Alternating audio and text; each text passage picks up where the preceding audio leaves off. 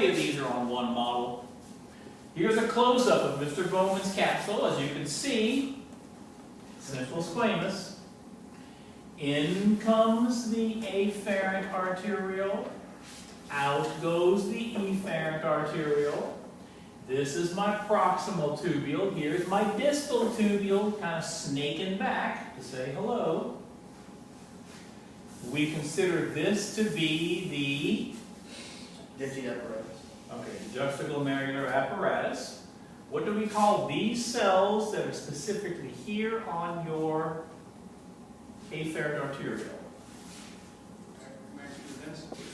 The other ones. Those are the JG cells. These JG cells have what function? Yeah, but why? How do they release the renin? They're getting stimulated by the macula densa cells. Yeah, but I mean, what do they do for a living? They are not osmo, not chemo, baro. These guys keep track of that blood pressure coming in. We don't want it to be too low. If the blood pressure is too low, we're going to release granules of renin. Okay. What is the name of these guys? Now, Scott. Macula densa. Okay, macula densa cells. And what's their job?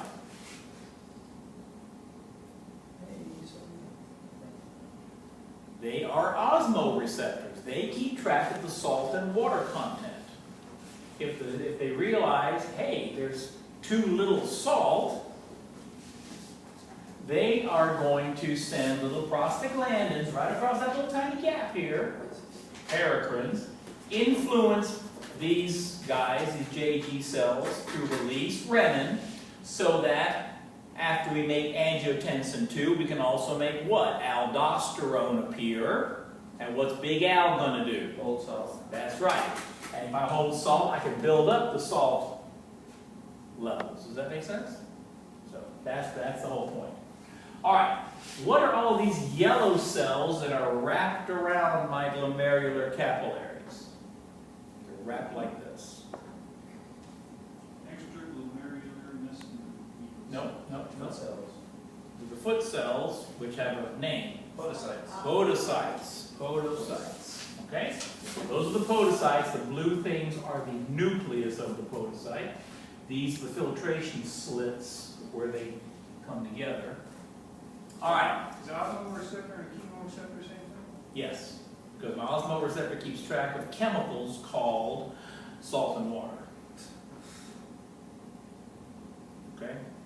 Whereas your baroreceptors are classified as mechanoreceptors because they're waiting for mechanical changes in stretch. Okay? All right, this is my proximal tubule, proximal convoluted tubule. So what are these cells? Cuboidal. Simple cuboidals with what on top? That's right. When you look at the model, you see kind of rough there. What's another name for the microvilli on the edge of a cell? Brush border. Besides this brush border, where's the other brush border? Test question. Small intestine. Small intestine. Got it? When this efferent arteriole leaves, what does it become? You don't become blood, you carry blood. Low pressure. Yeah, they're low pressure, but I mean, what are they called? It's the renal artery. Peritubular capillaries. Because these are going to go follow the proximal tube and distal tube and everything else. Okay? Peritubular capillaries, what's going to become. And where did this one just come from? The radiate. Keep going. The cortical radiate arteriole. That's right. That's right. That's right. That's right. All right. So are all of the Bowman's capsules in the cortex? Yeah. Okay. What about? Yeah, all of those got the cortex. Yeah. The only thing down here would be some deep loop of Henleys and your collecting tubes. Okay. And of course, all those collecting tubes are going to end in little finger-like papilla. You have a whole bunch of them sticking down into a calyx. Got it? That's the papilla, and that's the calyx. Got it? Because it's going to go down in there. So it's a chunk of collecting tubes. All right. Now, oh my. Here's another company. And it, instead of using a green background, uses a black background. So let's see if we can figure out what the heck is going on with this. All right. Here's the first thing I would do. What the heck is this separating the top from the bottom? Arcuate artery and vein. That's the first thing that helps me separate it. So we know that everything down here is the medulla and everything up here is the cortex. But if that's all the cortex, what the heck are these blood vessels? Cortical radiate. They're radiating up into the cortex. That hasn't Or changed. just cortical radiative veins too. See the blue ones? Medials. Yeah. Okay. So, if that's the case, then each of these green circles would be a Bowman's capsule, and the big blood vessel going in, and the one coming out. Does that make sense? The afferent's a little bit thicker than the efferent, being smaller. All right. Let's take a look at this one because this one has some tubes attached to it. Just by looking at it, can you tell me who's the proximal tubule and who's the distal tubule by color? Orange. The proximal's orange. Very good. See how it comes out of the Bowman's capsule?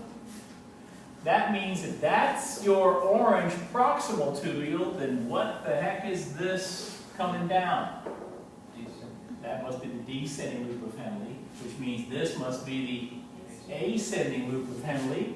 And look, there's my distal tube coming back to make our little juxtacular barrier apparatus. And just follow that light-colored yellow one over, and look, it goes right to the collecting duct, doesn't it? Does that make sense? All right. And the same thing is true over here. The orange one comes out, goes down, comes back up as this light-colored one, which then connects to the collecting duct. So that's the same. My question would be, what kind of nephron is this? What kind of nephron is this? Isn't this one all in the cortex? Cortical. Isn't most of this one down here? Juxtamedullary. Nephron. Okay? Which means, what are these blood vessels? Vasa Vasorecta. Okay?